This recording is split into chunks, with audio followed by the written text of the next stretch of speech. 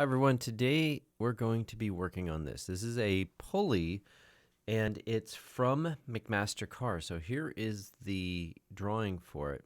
And the skills that we're going to be learning here, the study is, yes, building all the parts from a drawing, not just inventing them, and also bringing in parts as existing components. So in previous exercises, we've been making our parts here in assembly. So when we go to add in a component, we just add in a new part to the tree, to the assembly already.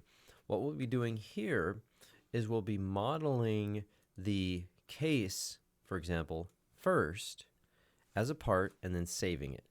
And then we'll go and make maybe this, bolt right here, and then the nut, and then we'll make this part here, the hanger, and then we'll make the actual pulley wheel itself, all separately.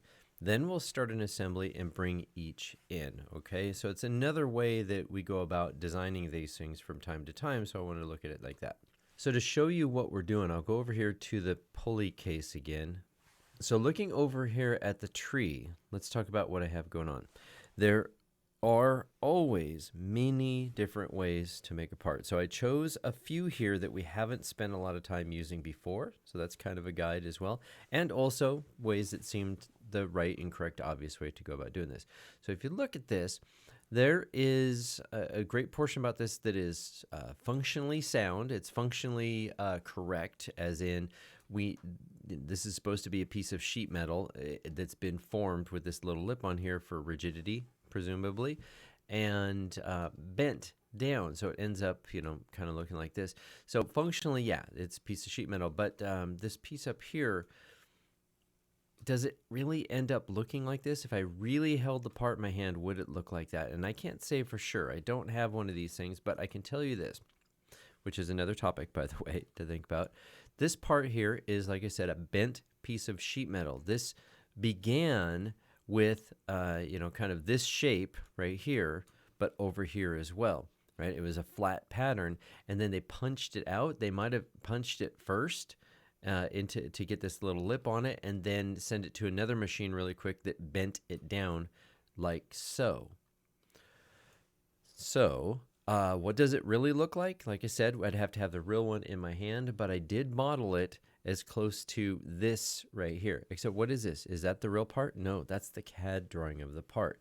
Which brings me to the next part of this story, is when you're modeling something like this right here, if you look at that and this, I mean, they look pretty good, right? It looks pretty much the same way, right? So I would say that me as a designer did it the same way as the designer here. But you have to understand that this piece that we're making here is the finished product, okay? It's the finished product, which you're probably going, of course it is. But aren't I designing something in CAD so that it can be manufactured? So if I'm designing it to be manufactured, wouldn't I be drawing this flat? And so that I would be sending it, the flat pattern, by the way, is what you would call this flat shape, this shape here, all, out flat. Wouldn't I send that to a CNC machine to have it cut that shape out, and then you'd have all these little blanks that look like two little teardrops connected that would then get sent to the stamper? You see? Then let me ask you this. The stamper that stamps these things out, where did it get the die, the thing that does the stamping? Where did that come from? Well, that had to be modeled, so somebody had to model that in CAD. So this is essentially tooling that had to get created by a CAD designer. And after that got punched out, then the shape, got bent like this, and then the part needed to be sold, which brings me kind of back to this, that a CAD designer has to make a picture, a model of the thing as it would be when it's finished. So we've got a handful of different things. So I said, which way should we do this? Well, I think you need to do it all the ways, right? We need to have one that is the flat pattern that goes to the actual machine to get punched, stamped, and bent. We need to have another one that sales and marketing team can show to the customers, like right here, and say this is what it's going to look like. So we need that model there. And we also need all the tooling involved as well to be able to manufacture the thing. So it's a lot of work just for one simple part. Okay. So to kind of get back to this, understand that this look right here Okay, like I said in the beginning, functionally, I need to have this hole here because the bolt has to go through here, and it's got to be of a certain diameter because it's a real bolt that we're really going to use. And this is sheet metal. However, how it actually looks when it's bent, that is a guess by the CAD designer. And like I said before, I copied pretty much the way they did there. And so it probably, if I bought this part and held it in my hand, I do not believe that it would look actually just like this. Okay. So that's a lot of conversation right off the get-go, and I want to get to designing this, but I want to give you the breakdown on how this part is built. And then I will stop this video, and then we'll come back to another one where we get to building it. And this one, because it's a lot more complicated here, there's a lot more pieces going on, I'm going to span this video of just this particular pulley case, is what I'm calling it right there. Probably will be a few videos just in itself. So let's look over here in the tree. I've got a pad, I've got a shell, a chamfer, another shell, I've got a couple edge fillets, and I have a couple pockets. So think about that for a little bit. Which ones, what's doing what? How's this getting constructed?